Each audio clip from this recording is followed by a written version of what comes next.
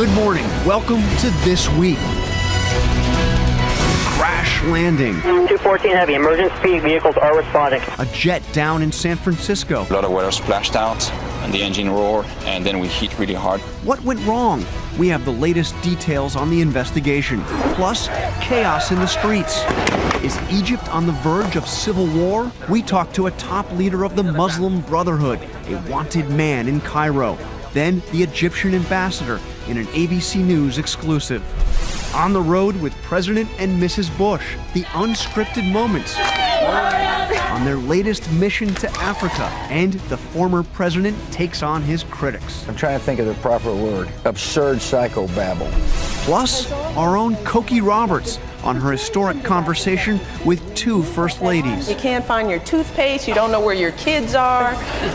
That's day one. From ABC News, This Week with George Stephanopoulos. Reporting from Washington, Jonathan Carl. Hello again. George is off today. Good to have you with us. This morning we're learning new details, but there are still many unanswered questions about what happened on board Asiana Flight 214 in the moments before it smashed into a San Francisco runway, its tail ripping off, the aircraft going up in flames. Here's what we know right now. 307 people were on board the flight from Seoul. 2 are confirmed dead, more than 180 injured. ABC's Cecilia Vega has been tracking all the developments all night. She joins us now from San Francisco's airport. Cecilia, it is just remarkable that so many people survived.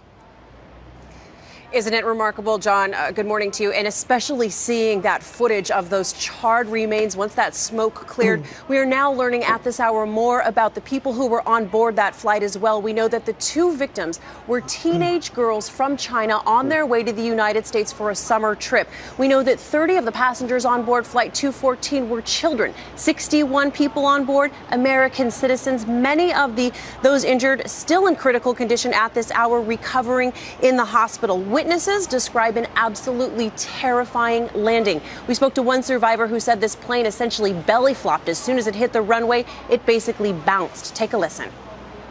And the engine roared, and then we hit really hard the first time. It certainly felt like we were going back up, and then we went back down pretty hard. I was screaming and saying, "It's okay, help each other, don't rush, don't push, get out, get out, get out, get out." Now, overnight, Asiana's CEO denied that this crash was a result of a mechanical failure, and he went public to defend the pilots, saying that they were veterans of flying, that between them they had 10,000 hours, more than that, combined flying experience. The NTSB investigators arrived here from Washington in San Francisco overnight. This investigation, John, is at the very early stages. We still don't have a cause yet. What we do know is that so many people who witnessed it out here are saying it's an absolute miracle that this many people survived. John? Thanks, Cecilia. Now, for the latest on the investigation, we are joined by National Transportation Safety Board Chair Deborah Hersman, who flew out to the crash scene last night. Thank you for joining us. Tell us, what have you learned so far, and have you spoken to the pilot yet? Well, our team just arrived on scene actually very late last night, around midnight. We went out and looked at the accident aircraft. We have not yet talked to the pilots. We hope to do that in the coming days, but we have obtained the cockpit voice recorder and the flight data recorder, and they have been sent back to our labs in Washington. We hope that there is good data, good information on those, and we'll audition them today back in headquarters. So you've been out there for a few hours. True, it's still dark in San Francisco, but based on what you've seen at the crash site, do you have any initial sense of what went wrong?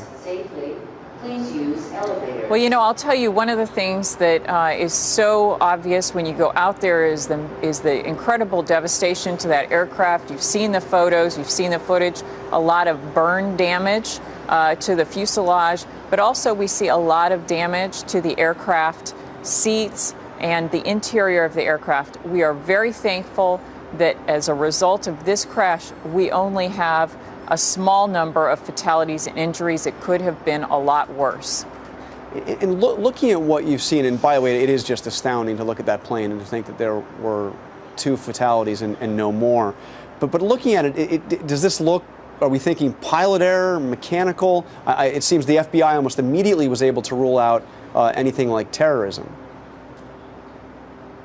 You know, it's really very early in the investigation. We just arrived on scene a few hours ago. We have a lot of work ahead of us. We have teams that will be looking at aircraft operations, at human performance, survival factors, and we'll be looking at the aircraft. We'll be looking at power plants, systems, and structures. And so we really want to make sure we have a good understanding of the facts before we reach any conclusions. So in other words, way too early to do what the Asiana airline CEO did when he said that there were no problems caused by the plane or its engines. You know, we really prefer to base statements on facts, and we've got to review the flight data recorder, the cockpit voice recorder, and document the scene before we draw any conclusions. That being said, there's a lot of information here for us to draw on. We have crew that survived, and we have potentially recorders that have hundreds of parameters on them. And so we are very eager to begin our investigative work, and we will be providing the public factual updates throughout this time while we're on scene. All right, NTSB Chairman Deborah Hersman, thank you very much for talking to us. Good luck with the investigation. Thank you.